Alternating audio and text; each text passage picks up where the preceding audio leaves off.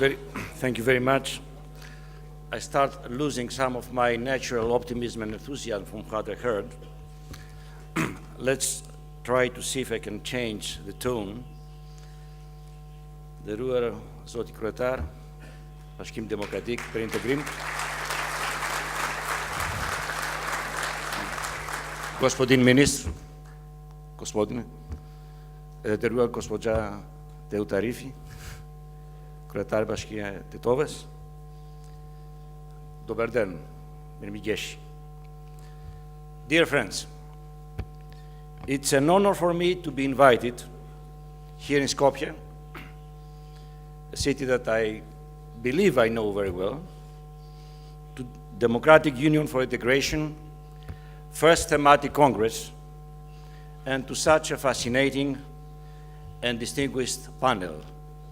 I miss also the opportunity to have here this regular criticism by Daniel Serwer, so I will miss it today, because I think what was there very, and he could not say as much as he wished to say. So the usual salt and pepper of similar panels is not here today.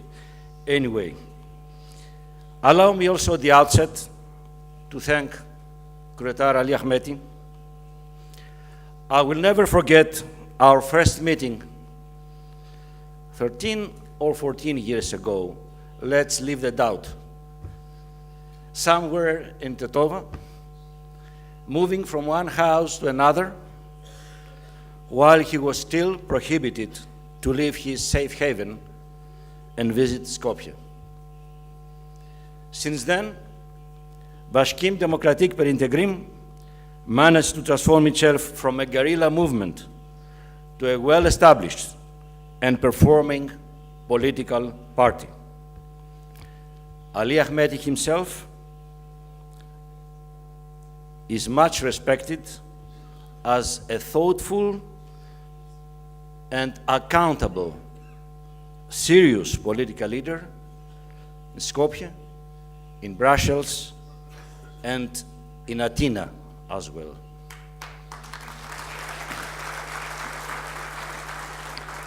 While others are spending political capital, precious political capital, money, energy, and time in building statues, Ali Ahmeti managed to build bridges, including with Greece. Well, in fact, he is the only political leader that has paid several official visits to Greece since 2007, followed also by then Vice Prime Minister Teutarifi, also in charge of Integrim European, and also then Minister of Defense, Zoti Bashkimi. Here, I have no intention today to talk about the 2001 events. My views and my personal account have been published in the newspapers here in Skopje, in Tirana, in Pristina. Some of them have raised controversy. It's good. And in a more detailed manner, in my book published in 2013, unfortunately in Greek, because the economic crisis did not allow me to honor my commitment with Laka Suroi and to publish also in Albanian. But you never know. Maybe the new government will succeed to increase the pensions.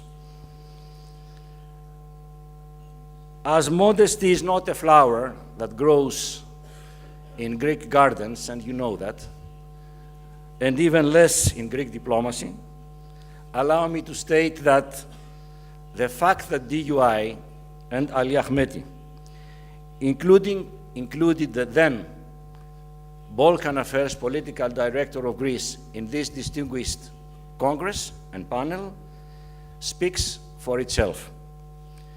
It also reflects the engagement and positive role played by Greece during the 2001 events. I look back sometimes with a lot of nostalgia, I admit that. I want also to acknowledge here at this table the presence of personalities who by their word and by their word, by their commitment and by deeds, shaped and influenced the political shaping and reshaping of the Balkans. They have also much contributed to the stabilization process of your country, and that should not be forgotten today. Dear friends, I have spent over 20 years working in our region, not always successfully, I'm afraid, or for our region. Since 1991, I have been deeply involved in what we call our issue, quote unquote, while serving as first counselor in the UN in New York. The first time I visited Skopje, was in spring 1994, while I was serving as the head of the then European Union Monitor Mission in the Balkans, and I was the head of the Sofia-based regional office. At that time, Greece had severe consular relations, shut down the consulate general here in Skopje, closed their borders, and imposed an embargo. This is the appropriate term. I stayed for almost 6 months at the Hotel Grand. Do you know, does anyone know where was the Hotel Grand? Is the Holiday Inn. So, and later I learned by the then Minister of Interior that he was very well monitoring me. I don't doubt. But that was very much helpful for my mission. Yet, never your authorities then disclosed my presence to your media or to the Greek journalists.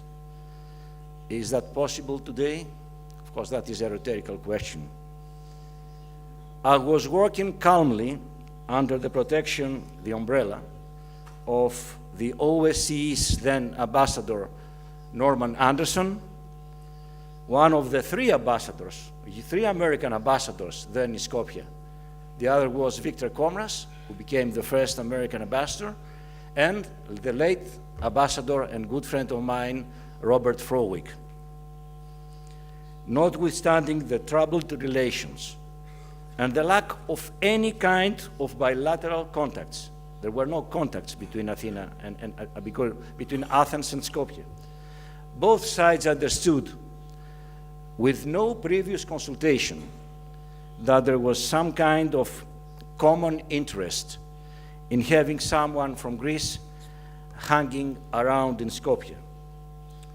Now, my regular contact, because there were contacts, was the late Ambassador Vanya Tosevsky, Ulica Markovic's pet.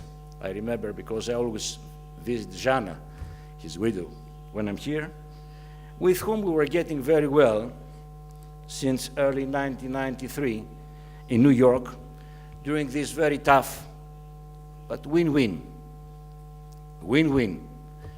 diplomatic battle, which led to the adoption by the United Nations Security Council resolution, the United Nations Security Council Resolution 817 of April 1993, and the membership of your country to the United Nations under a provisional name.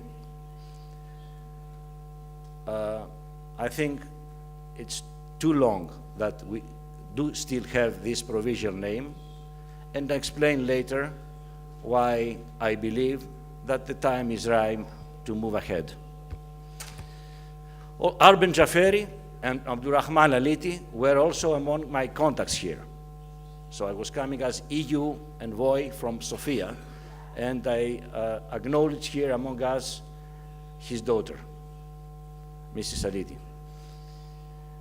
I remember that from Sofia, I was always flying to Athens, not directly from Sofia to Athens, but through Zurich, so as to render the tracing of my mission and stay here by the Greek border and other authorities difficult.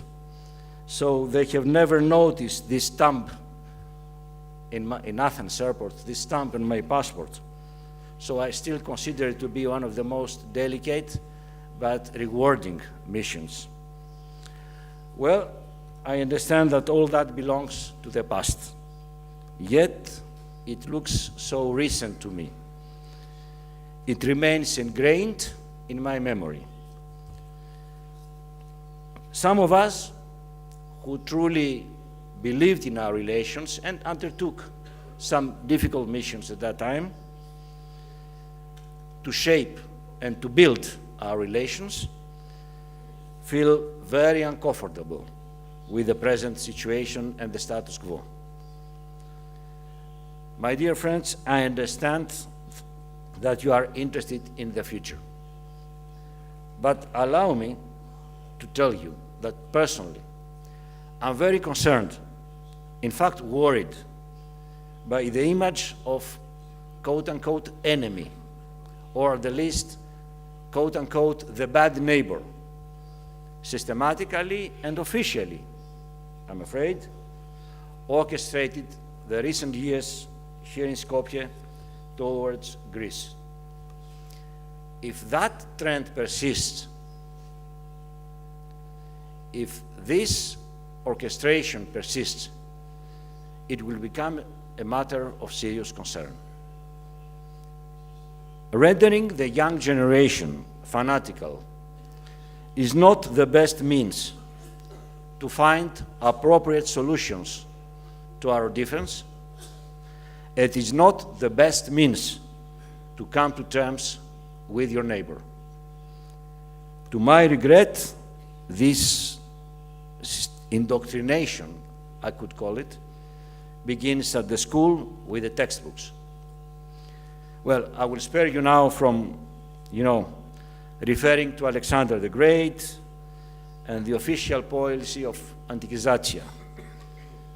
The only impact they truly had, political impact, was to render the city of Skopje unfriendly, a symbol of standing provocation to Greeks and towards the Greeks.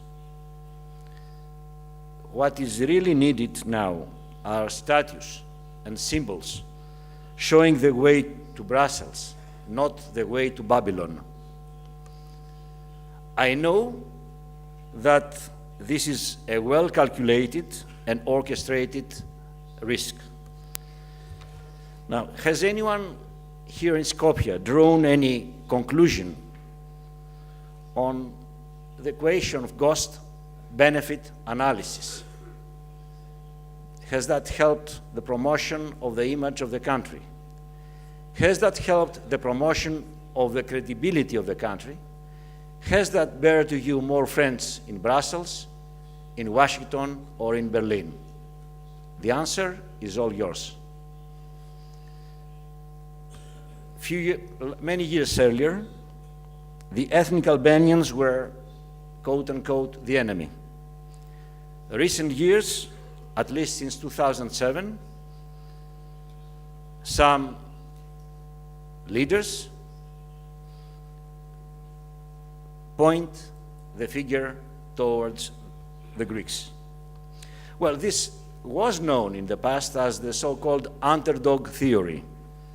Well, it's nothing new, yet it is very, very present and increasingly sharp in the official rhetoric.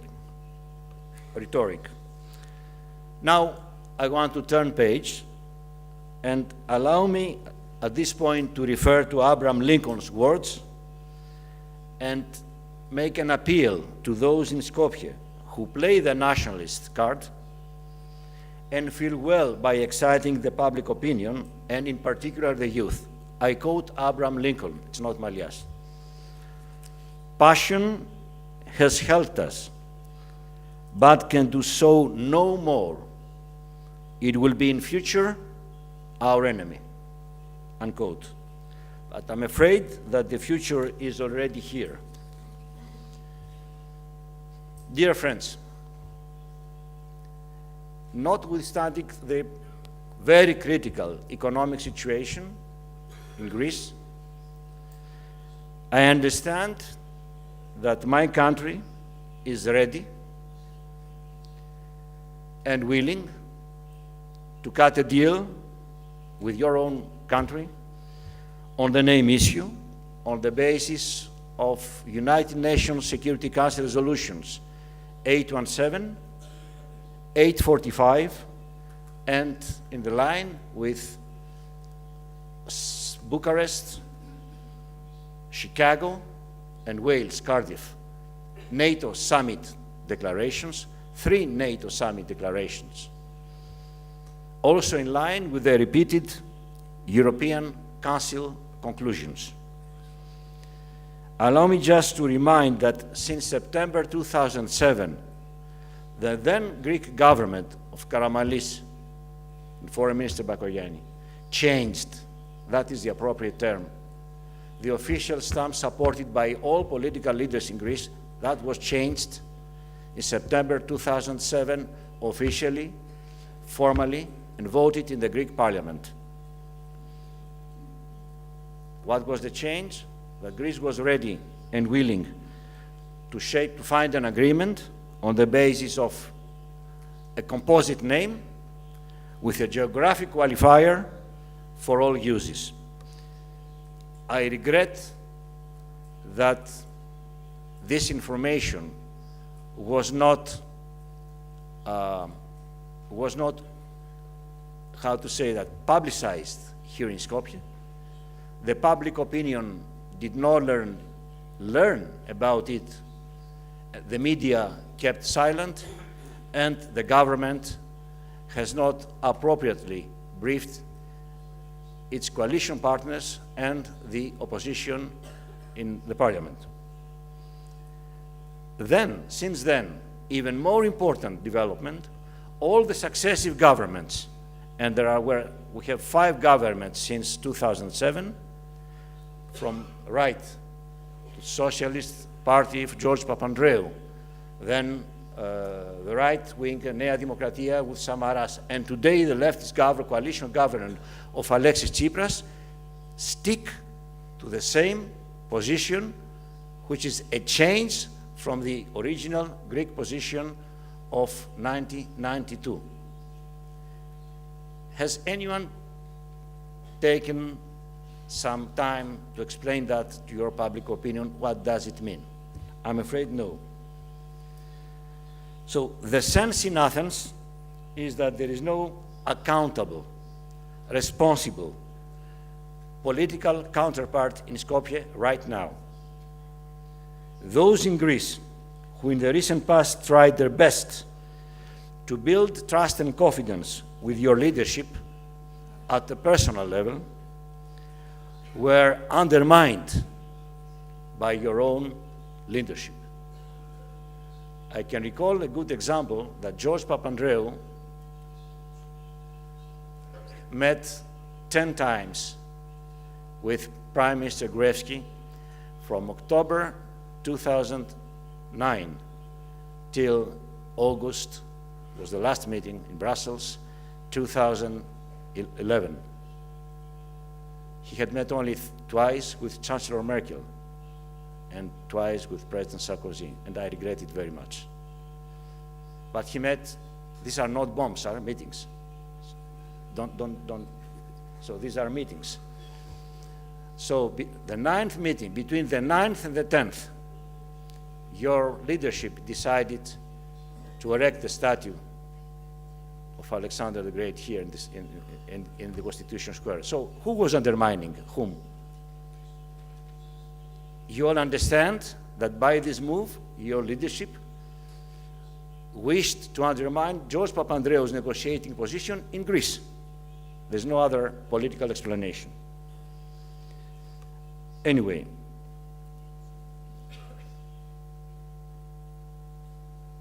nevertheless, I understand that now Athens will soon propose to your government, and your foreign minister was briefed, actually briefed is not the appropriate term, discussed this issue with Minister Kotsias in the sidelines of the Riga Gymnich meeting for 90 minutes, 1 hour and a half. So Greece will propose to your government a package of confidence-building measures.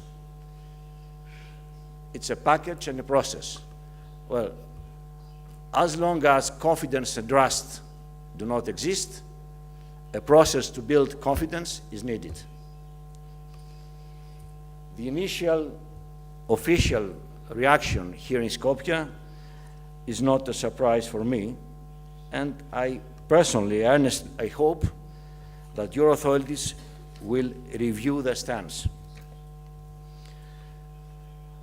Dear friends, there is a necessity, a political necessity. It's not ethos, it's politics. If you wish, it's ethos in politics. To offer to our young generations a different, a better perspective compared to the present status quo and to the past. If we need, let's name this confidence-building measures package the Next Generation Initiative. The Next Generation Initiative. Let's offer them a better future, because they will blame us, not themselves.